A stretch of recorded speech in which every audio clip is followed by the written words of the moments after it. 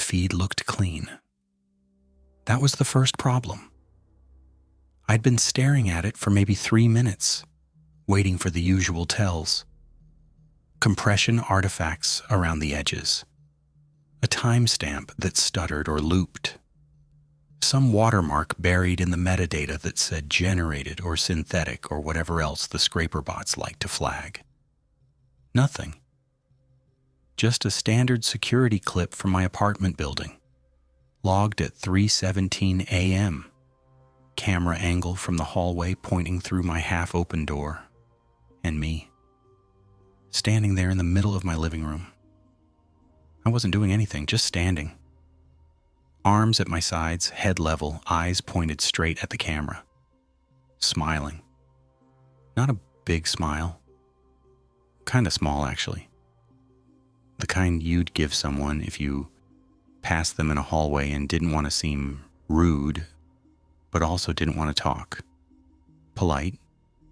Empty. I rewound it. Watched it again. Same thing. I stood there for the full 42 seconds of the clip, didn't move except for breathing, and kept that same smile the whole time. The lighting was right for my apartment. The lamp by the couch throws this yellowish glow that makes everything look a little sick, and that's what I was seeing. My shirt was the gray one I'd worn 2 days ago, still sitting in my laundry basket as far as I knew. The scar near my chin caught the light at the right angle, same as it does in the mirror. It was me. I checked the timestamp again. 3:17 a.m. Today, 6 hours ago, I'd been here. Not at my apartment. Here, at my desk, in the containment analysis wing, 4th sublevel, behind 2 keycard doors and a biometric lock. I'd logged in at 2:58 a.m. and hadn't left since. I minimized the feed and pulled up my session tracker. It's this boring little program that runs in the background and tracks every keystroke, every window I open, every second I'm active or idle. The agency requires it for anyone working classified material. I hate it, but I also kind of don't think about it anymore. It's just always there. 2:58 a.m., badge scan, entry logged, 3:01 a.m., workstation login, multi-factor authentication cleared. 3:17 a.m., active session, currently monitoring flagged narratives on 6 different forums. I scrolled through the activity log. At 3:17, I'd been pulling metadata off a thread about weather modification in the Pacific Northwest. Standard stuff. Badly formatted conspiracy posts with links to YouTube videos that probably had 10 views each. I'd tagged 3 users for behavioral tracking and queued a counter content push, a couple of articles about normal atmospheric science, some FAQ sheets, the usual. I remember doing it. I'd been drinking the coffee I brought from home, the kind that tastes a little burnt because I never cleaned my machine. My wrists had been hurting, so I'd taken a break to stretch my hands.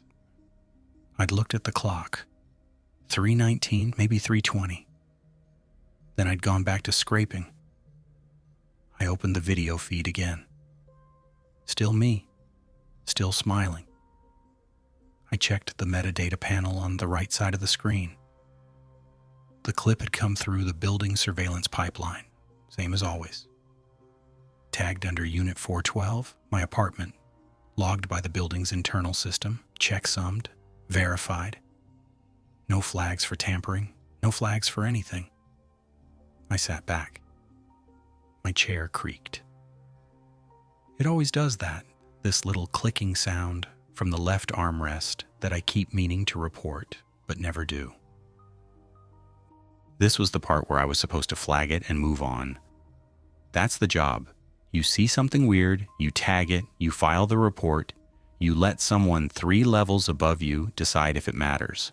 I've done it 1,000 times. Someone posts a video of themselves in 2 places at once. I mark it synthetic. Someone edits metadata to make it look like Their Ring camera caught them sleepwalking into the woods. I run it through verification and stamp it fraudulent. It's all noise. People fake this stuff all the time, and the tools for doing it get better every month. But this wasn't some random person on a forum. It was me. And the metadata was clean. I pulled the access logs again, this time going deeper. The badge system keeps a running record of every scan, every door, every entry and exit. It's redundant, which is the point. You can't be in two places at once if your badge only shows one. 2:58 a.m. Sublevel 4, containment analysis entrance. Scan accepted. Nothing after that.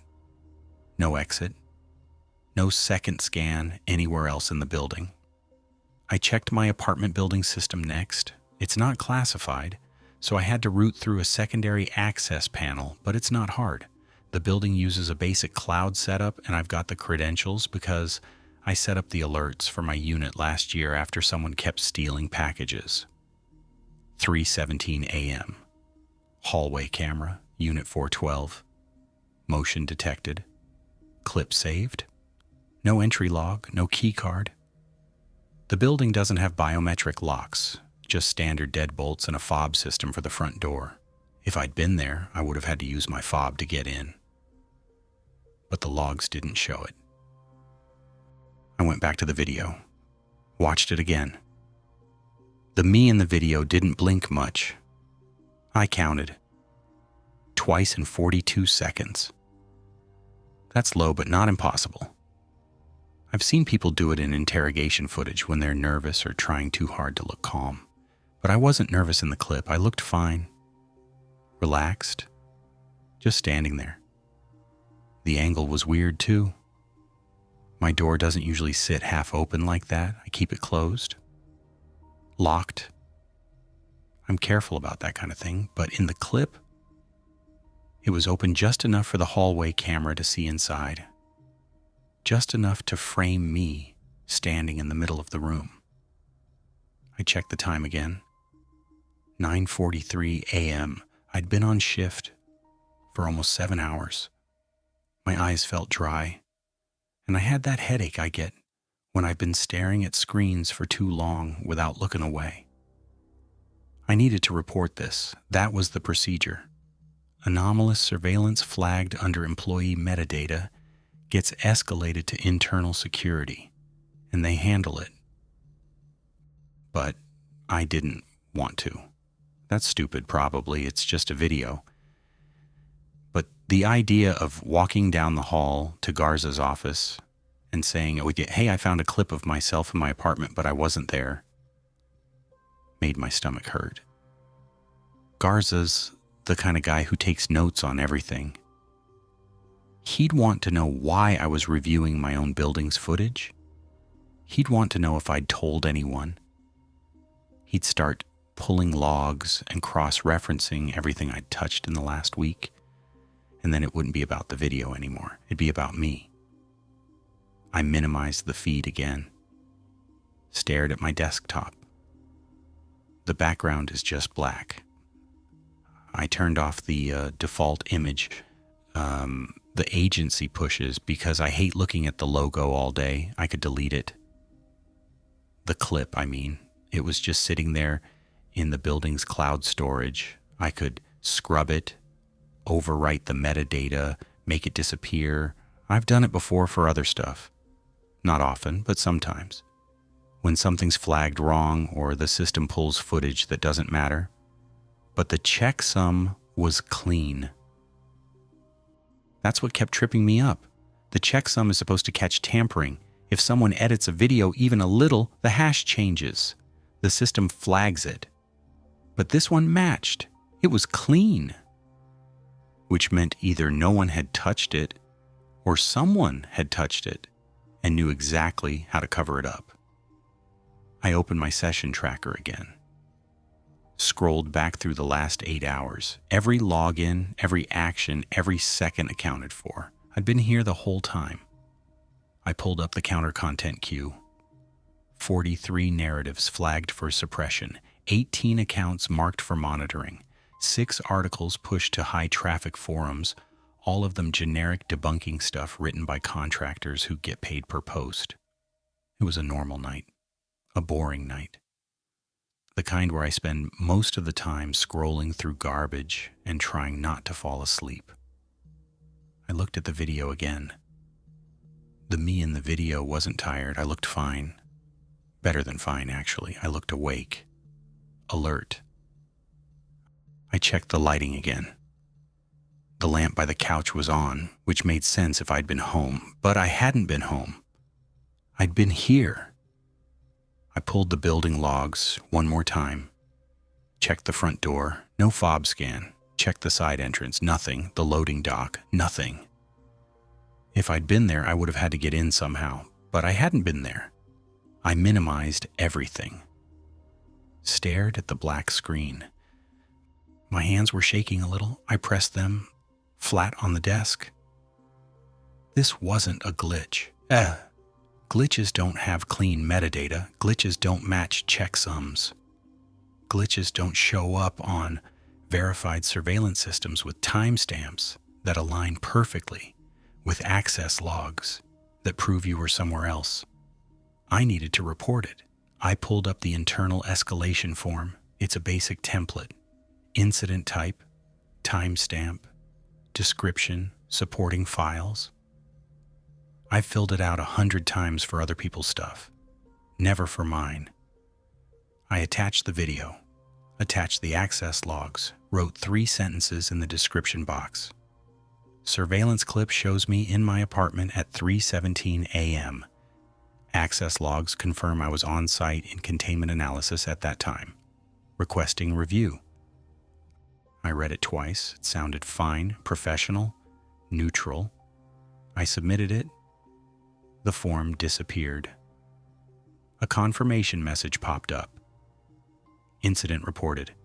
Internal security will follow up within 24 hours. I closed the window, sat there. My coffee was cold. I didn't drink it.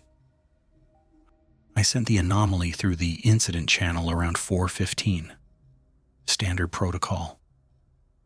Sky King was the shift lead for containment analysis, so her name went in the escalation field.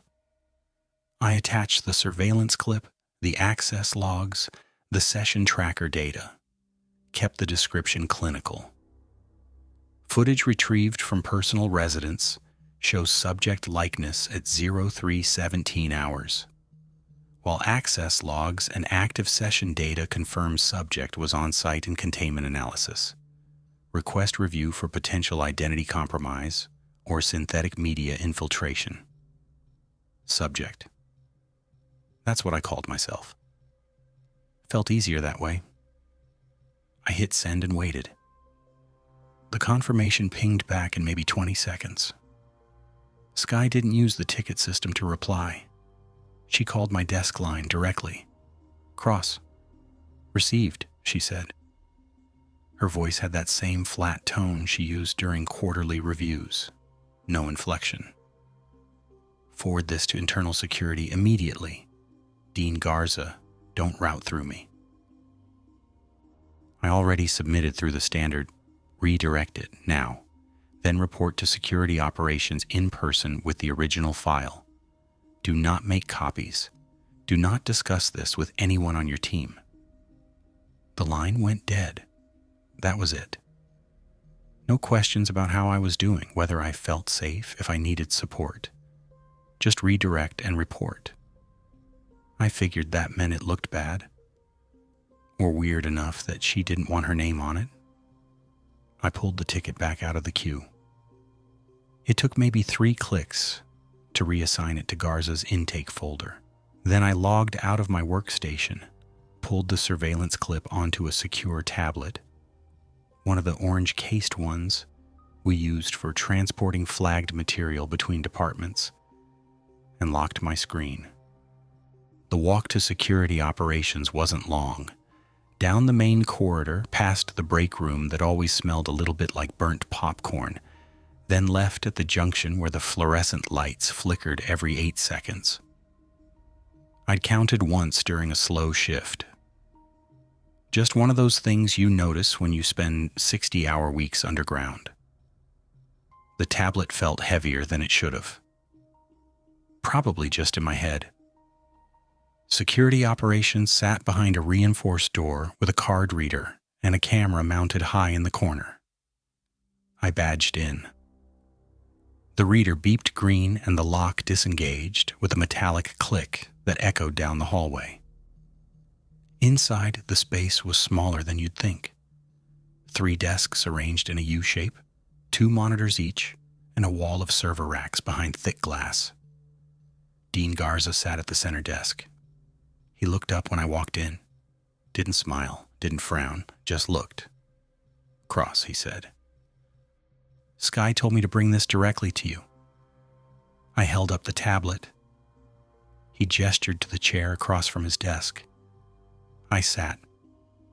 He reached out and I handed the tablet over. He didn't say anything while he unlocked it with his credentials and pulled up the file. The video started playing. I could see it reflected in his glasses. Me standing in my apartment, smiling, not moving.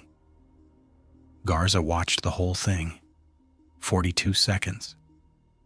He didn't react, didn't lean forward or squint or pause it to check details. Just watched it once, then dragged the playhead back to the beginning and watched it again. When it finished the second time, he set the tablet down. "Badge," he said. I unclipped my lanyard and handed it over. He scanned it with a handheld reader, checked the screen, scanned it again. Then he slid it back across the desk. "Access logs confirm you were on site at 0317. Yeah. Session tracker confirms active monitoring at the same time. Yeah." He tapped 2 keys on his keyboard. A new window opened on his left monitor. I couldn't see what it said from my angle. "Could be a deep fake," he said. "Someone using your likeness to probe building security or test surveillance response. We've seen it before. Not here, but at other facilities." Metadata came back clean. Deep fakes can pass metadata validation if they're good enough, especially if someone's using agency-grade tools. He typed something into the window. I heard the keys click. Then he looked at me.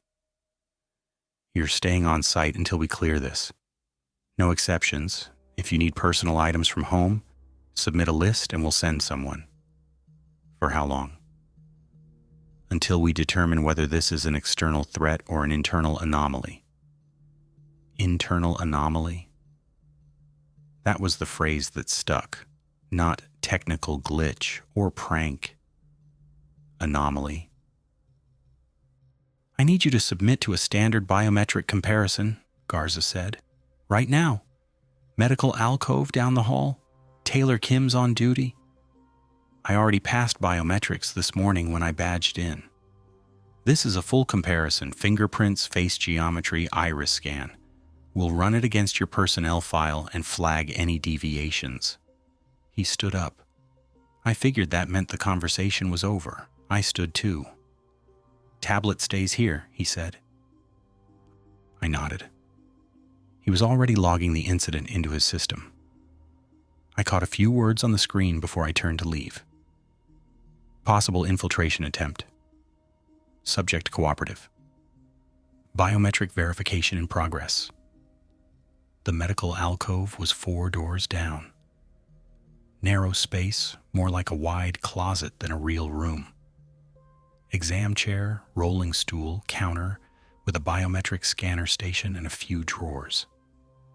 Taylor Kim was sitting on the stool scrolling through something on a tablet. She looked up when I stepped in. "Cross?" "Yeah, Garza sent me." She set the tablet aside and rolled over to the scanner station. "Full comparison?" That's what he said. "Okay, hand first."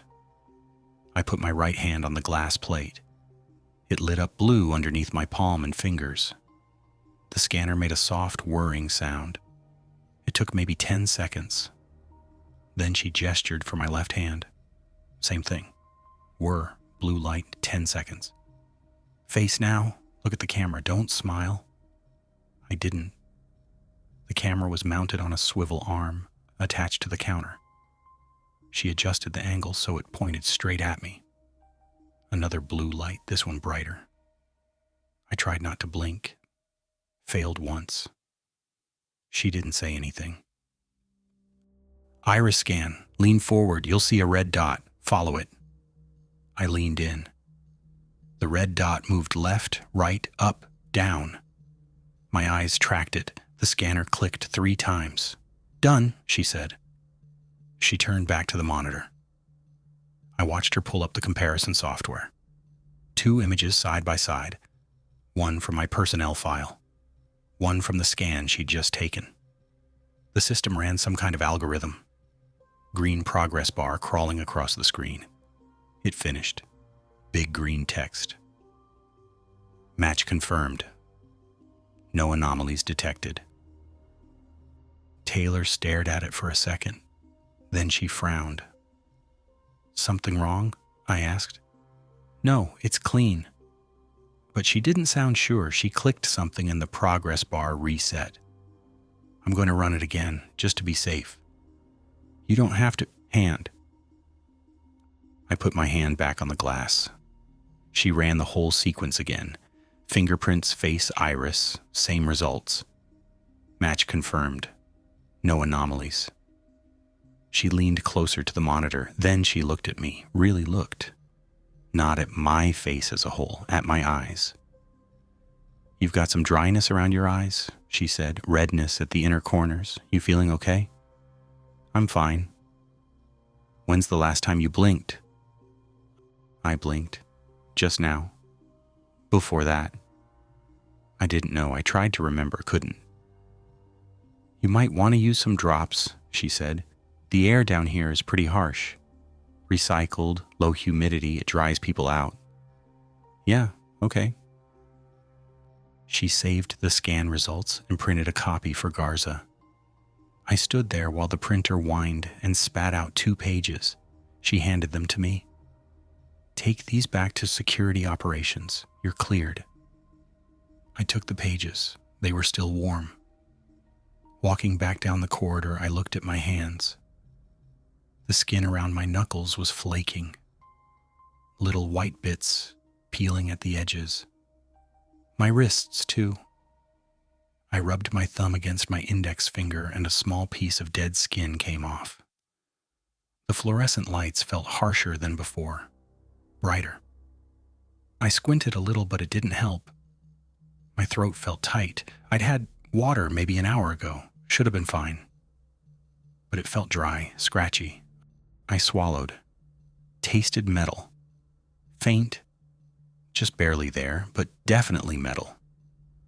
I stopped outside the security operations door and checked my reflection in the black glass of a deactivated monitor mounted on the wall. My eyes looked okay. A little red, maybe. Taylor was right about that, but nothing dramatic.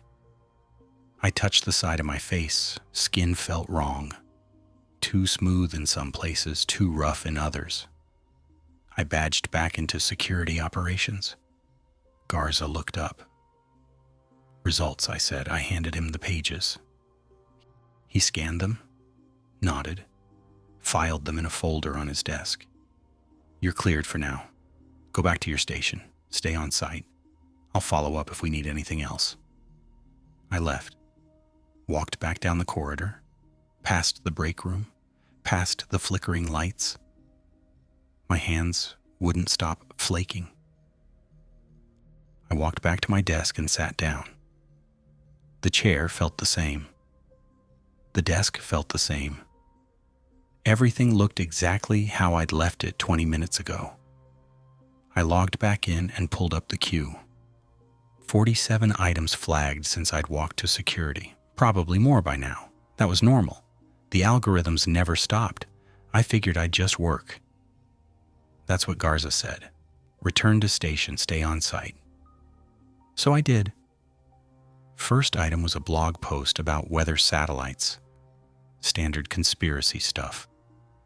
I skimmed it, tagged it for suppression tier 2, moved on. Second item was a forum thread, claiming the mayor's office had been replaced by doubles. Tier 3. Third was a video essay about subliminal messaging in public transit ads. Tier 2.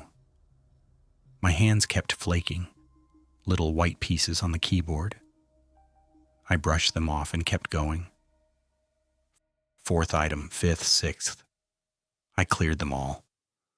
Muscle memory at this point. I didn't even read most of it anymore, just scanned for keywords and flagged accordingly. Seventh item made me stop. It was an archive thread, old one. I recognized the URL before I even opened it. I'd annotated this one myself back in March or April. Some fringe board that collected alleged government documents, most of them fake. I tagged the whole thread for monitoring and moved on. The preview text showed an update timestamp from 53 minutes ago. I clicked through. The original thread was the same. 22 posts, all archived, all still flagged in my notes. But there was a new paragraph at the bottom, added within the last hour. I read it twice. It described a man in an underground office, watching footage of himself at home at 3:17 in the morning. It mentioned the building security portal by name. It described the camera placement above the hallway. Northeast corner, angled down, fisheye lens. That was my hallway. It even got the login screen right. The blue and gray gradient. The agency logo in the corner. I scrolled down. The paragraph kept going. It described the shirt I was wearing in the video.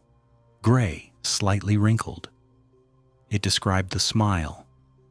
It described the way my door was positioned half open, the yellow lamp glow, the angle of my chin.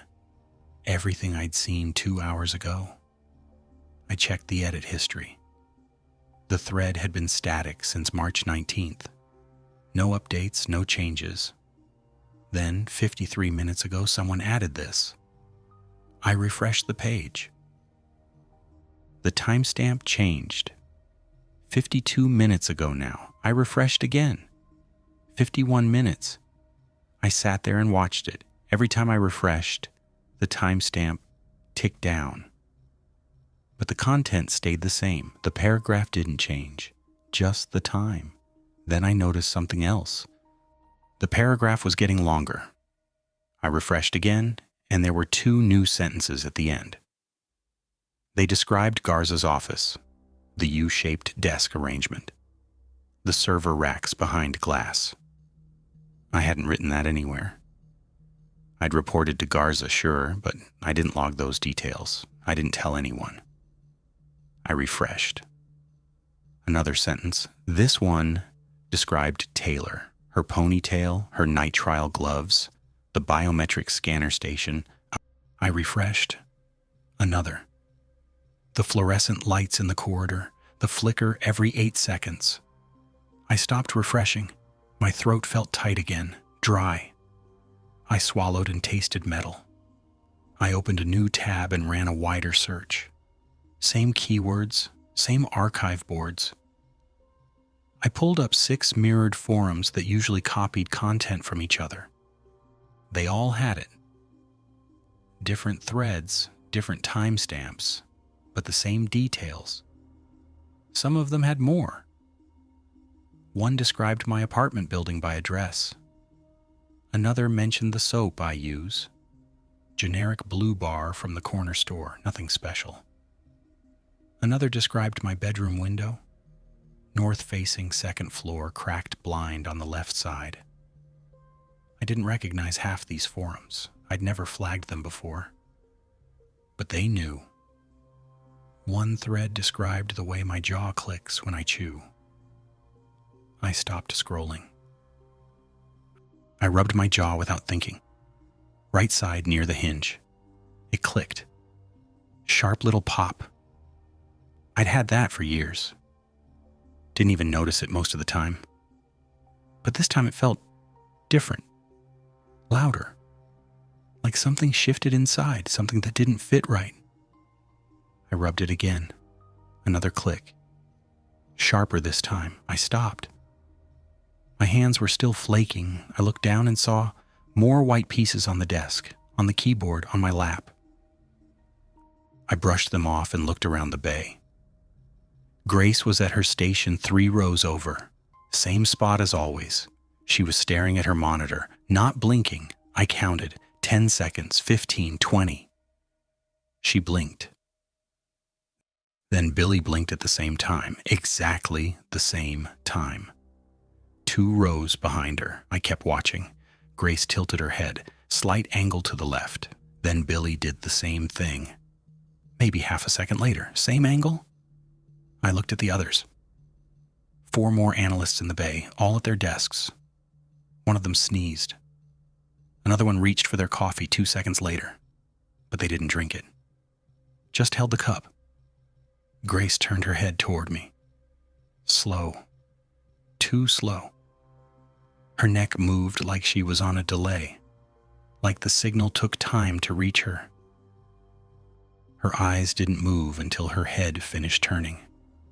Then she blinked again. Once. Held my gaze for 3 seconds. Blinked again. Billy turned his head the same way, same slow rotation, same delayed eye movement. I looked back at my monitor. My reflection stared back from the dark glass along the edge. The screen was bright, but the bezel was black enough to catch my face. I blinked. My reflection blinked a second later. I stopped moving. My reflection smiled. I wasn't smiling. My mouth was closed. Neutral, maybe a little tense. But the reflection's mouth curved up at the edges, slight, controlled. The same smile from the video. I moved my hand to my jaw again. The reflection moved its hand half a second later. I rubbed. The reflection rubbed. I stopped. The reflection kept smiling. I needed to move.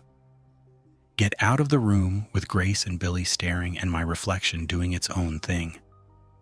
I stood up. More flakes fell from my hands. I brushed them off my lap and walked toward the restroom, keeping my head down and my pace normal, professional. Just another bathroom break. The corridor was empty. Same fluorescent lights flickering every 8 seconds. I counted them without meaning to. 1, 2, 3, 4, 5, 6, 7, 8. Flicker. There was a mirror mounted on the wall near the junction. Safety mirror, probably. Wide angle to catch anyone coming around the corner. I stopped in front of it without planning to. I blinked. The reflection blinked 1 second later. Same delay, exact same timing as the monitor bezel back at my desk. I raised my hand slowly, watching. The reflection raised its hand half a second after mine started moving. I stopped. The reflection stopped. I tilted my head left. The reflection followed, but late, like it was buffering. I turned away and kept walking. The restroom was at the end of the hall. 2 stalls, 2 sinks, paper towel dispenser that never worked right. Bright overhead lights. Way too bright. The kind that made everything look washed out and clinical. I walked to the sink and gripped the edge of the counter. My hands looked worse under these lights. More flakes. Skin peeling at the knuckles in thin, translucent strips. I turned the faucet on and let the water run cold. My eyes started watering immediately. Not crying, just reacting to the brightness. I squinted and looked up at the mirror. My pupils looked wrong. They were supposed to narrow under bright light. Basic biology. But they weren't doing it right. They were narrowing too slow, or maybe not all the way, or maybe they were flickering between sizes. I couldn't tell. I leaned closer. The watering got worse. My vision blurred at the edges. I splashed water on my face. Cold. It helped a little. I cupped more water in my hands and pressed it against my eyes, blinking through it. When I pulled my hands away, I saw my wrist. There was skin lifting.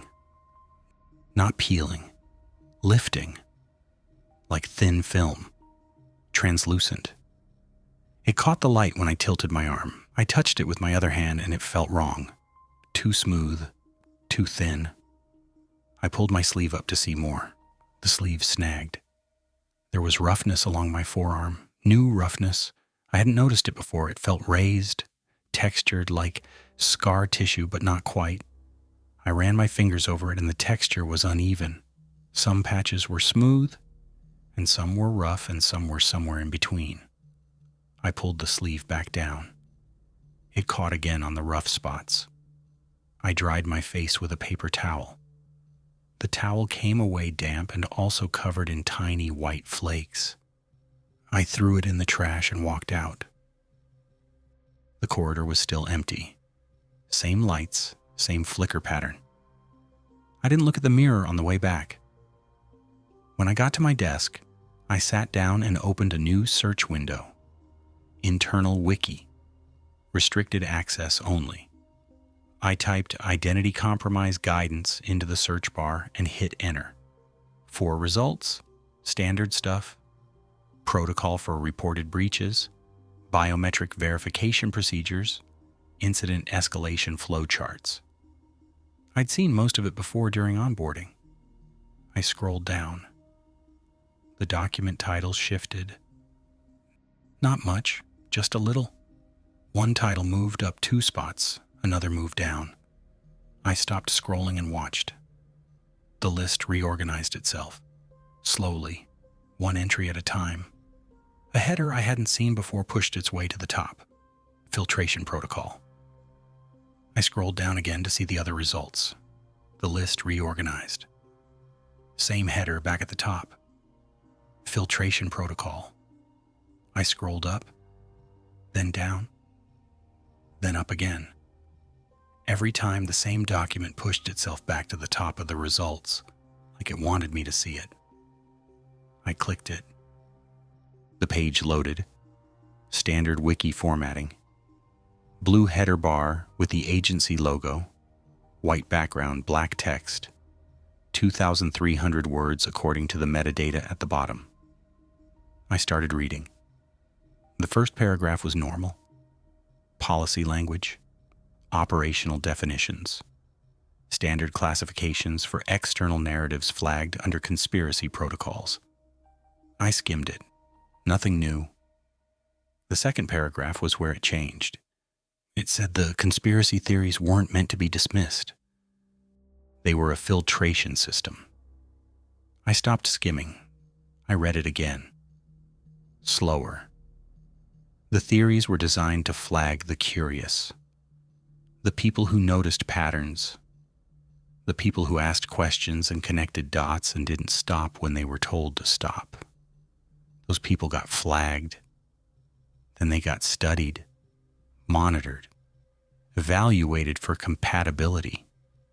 And the people who passed, the ones who kept digging, who kept questioning, who showed the right kind of persistence, those people got prepared. I scrolled down. The document said my entire career was part of this. Containment analysis wasn't about suppressing narratives. It was about watching the people who consumed them, tracking who clicked what, who shared what, who saved threads and came back later to check for updates. The flagged accounts I monitored every shift weren't threats. They were candidates. And I wasn't analyzing content. I was filtering. I kept reading. The next section said the entities weren't politicians, weren't a human cabal, weren't any of the things the theories described. They were older. The document didn't say how old, just older. They used governments the way people use temporary skins. wore them for a while, discarded them when they stopped fitting. They weren't hiding from everyone, just from people who weren't ready. Ready for what? The document didn't say. I scrolled further. The final section was shorter. 3 paragraphs. It said the real goal wasn't leadership replacement, it was observer replacement. The people doing the watching, the people in rooms behind key cards and biometric locks. The people processing flagged content and monitoring narratives and deciding what got suppressed and what got elevated. Those were the people being replaced. Not all at once. Slowly, one at a time. The ones who showed compatibility. The ones who could handle the transition. The ones whose patterns matched. I sat back. My throat was tight. Dry. I tasted metal again. I looked at the document, then at my hands, then at the monitor bezel. My reflection wasn't smiling now, it just looked tired. I opened a new tab. Email client. Personal account, not agency. I started composing a message. No recipient yet, just the body text. I copied the entire filtration protocol document and pasted it in. Then I added my own notes, 3 sentences. What I saw in the surveillance footage, what Garza said, what Taylor found. I typed my brother's email address in the recipient field. He worked in private sector, tech company, no clearance, no agency ties. If anyone should see this, it was him. I hit send. The screen went white. Not frozen, just white. Blank. Then a blue bar appeared at the top. Loading, then text. Gateway restriction, unauthorized external transmission detected. Compliance review initiated. The text disappeared. New text replaced it. A notice. Formal, agency formatting, blue header, my name at the top, Edward Salinas, my home address, full street name, building number, unit number, zip code, and below that, 1 line in bold. Compatibility confirmed. I stared at it. The screen didn't change. The notice stayed. My name, my address, that phrase. Compatibility confirmed. I closed the tab. The notice disappeared. I opened the email client again. The message was gone. Not in sent, not in drafts. Just gone. I tried again. New message. Blank recipient, just 1 sentence this time.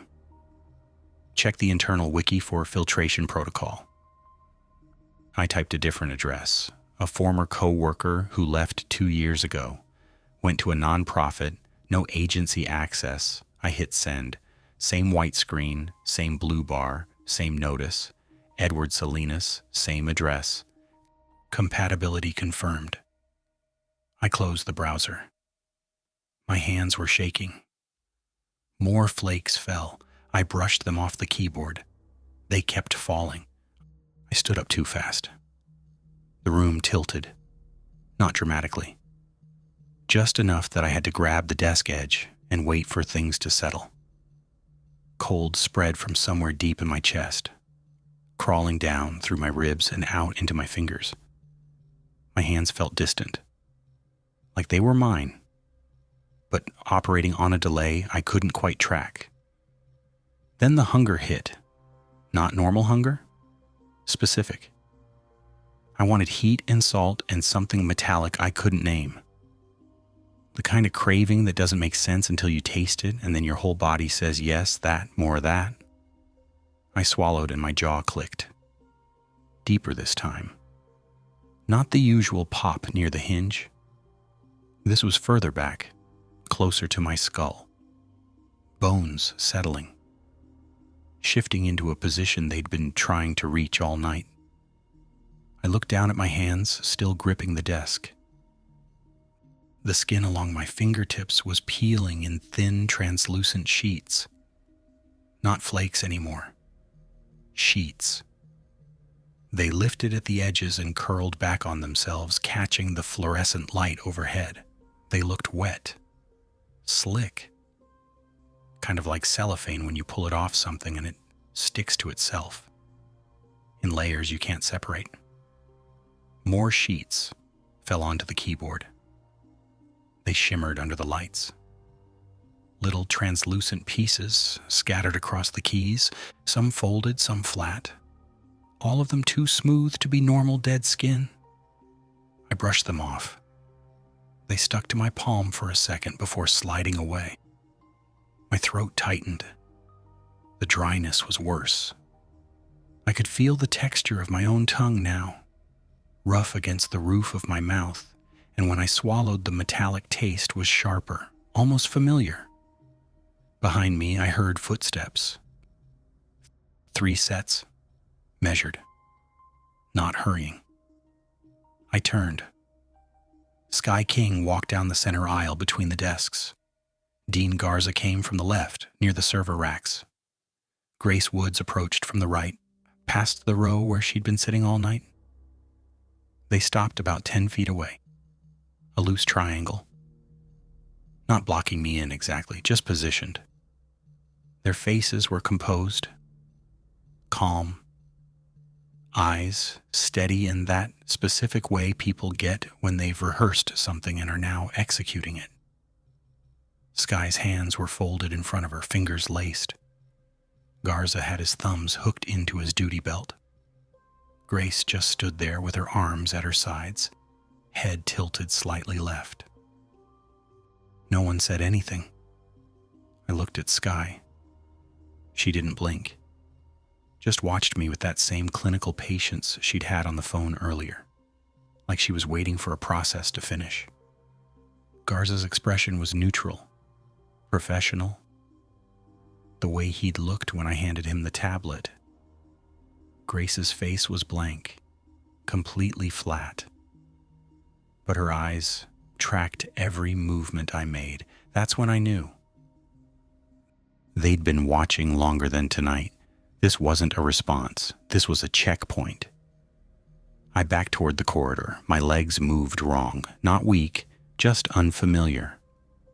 My balance shifted as I stepped, weight distributing in a way I hadn't planned, but my body executed anyway. Efficient. Too efficient. My knees bent at a sharper angle than usual. My hips rolled forward to compensate. Muscles in my thighs tightened and released in a rhythm I didn't recognize, but that felt smoother than it should have. I took another step, then another. Sky, Garza, and Grace didn't follow, for they just watched. My joints moved with that same unfamiliar efficiency, everything connecting and releasing in sequence, mechanical, precise. Like someone had adjusted the timing on each part and now the whole system ran cleaner. I reached the corridor and turned. The fluorescent lights hit me full in the face. Pain, sharp and immediate. Not just brightness, actual needles pressing into my eyes from the inside out. I squinted and the pain got worse. Something was happening behind my eyelids, a pressure, a pulling sensation. My pupils were doing something they weren't supposed to do. Splitting. Vertically. I could feel it. The circular opening narrowing at the top and bottom, elongating at the sides. Reshaping. My vision didn't blur. It sharpened. Too much detail all at once. The flicker pattern of the lights resolved into individual pulses. 8 seconds. Exactly 8. No variation. I kept walking. The restroom door was 4 doors down, same as before. I pushed through and stumbled to the sink, grabbed the counter, braced. The mirror was directly in front of me. I blinked. The reflection blinked at the same time. No lag. Perfect sync. I raised my hand. The reflection raised its hand. Same moment, same speed. I tilted my head. The reflection matched. The delay was gone. I looked down at my forearms and pulled up both sleeves. Larger sheets were lifting. Not small flakes or thin strips. Whole sections. They peeled back from my wrists and curled toward my elbows, translucent and slick, catching the overhead light in faint rainbow patterns. Underneath, the skin was smoother and patterned, faint, barely visible, but there. Scales, not rough, not raised, just a texture. Diamond-shaped impressions pressed into the surface, each one about the size of a grain of rice. They caught the light differently than normal skin, reflected it at sharper angles. I touched one section. It felt cool, dry, firmer than before. Another sheet peeled away from my left forearm and dropped into the sink. I didn't faint. I didn't collapse. I just stood there and watched it happen. Controlled, uninterrupted. My heart rate stayed steady. My breathing didn't spike. The panic I'd felt earlier when I saw the footage, when I read the wiki, when I tried to send the email, it was still there somewhere, but muted now. Distant, like it belonged to someone else. I pulled my sleeves back down. The fabric caught on the rough patches that were still transitioning, but I tugged it past and buttoned the cuffs. I looked at my reflection one more time. Same face, same scar on my chin, same gray-green eyes. Except the pupils. Narrow vertical slits now, barely visible in the bright light, but there. I turned off the faucet and left. No one was waiting in the corridor, no escort, no Garza standing outside to walk me back. I walked to my desk on my own. Sky, Garza, and Grace were gone. The operations bay was quiet. A few other analysts at their stations, headsets on, eyes on their monitors. No one looked up. I sat down. The flakes and sheets I'd brushed off earlier were gone. Someone had cleaned the keyboard, or maybe I had. I couldn't remember. I logged back into the system. The queue still had items flagged, 41 now. I ignored them. I opened the incident ticket I'd submitted at 4:15. Status under review. I clicked into the notes field and typed resolved. No further action required. I changed the status to closed. I submitted it. A confirmation message appeared. Green text. Incident S marked resolved. No escalation necessary. I closed the window. Relief settled in. Not emotional relief. Procedural relief. The kind you get when you finish a task that's been sitting in your queue too long, and you finally clear it out. Clean. Done. I opened a new tab and navigated back to the archive thread. The page loaded. The original 22 posts were still there. The paragraph I'd seen earlier, describing the footage, the office, Garza, Taylor, the corridor, was still there too. But now there was more. A new section, clean, structured, emotionless. It described the night in order. The footage at 3:17, the report to Garza, the biometric scan with Taylor, the return to the desk, the wiki entry, the failed emails, the standing, the backing away, the restroom, the mirror, the scales, everything. It read like a log, a synopsis, each event listed in sequence with timestamps and clinical phrasing. Subject observed surveillance anomaly at Aero 415. Subject escalated per protocol. Subject detained on-site. Biometric verification complete. No deviation detected. Subject returned to station. Subject accessed. Restricted documentation. Compatibility confirmed. Physical transition initiated. Subject proceeded to restroom. Dermis replacement progressed to stage 2. Ocular adjustment complete. Subject returned to station without intervention. Incident closed. Integration successful. I stared at the screen. Then I started typing. I didn't plan it. My hands just moved. Fingers on the keys. Muscle memory. I typed a reply to the thread. The man at the desk is still here. He brushed the flakes off the keyboard. He closed the ticket. He didn't run. He didn't scream. He sat back down and logged in and kept going because that's what he does. That's what he's always done. Follow procedure. Stay calm. Process the queue. I kept typing. But now the procedure is different. The queue is different. The man is... I stopped. My hands hovered over the keys. I looked at what I'd written. The words didn't sound right. I deleted the last sentence and started again. The function is stable. Transition complete. Monitoring capacity unchanged. Operational parameters within acceptable range. No further intervention required. I stopped typing. I read it back. The words had stopped describing a man. They were recording a function.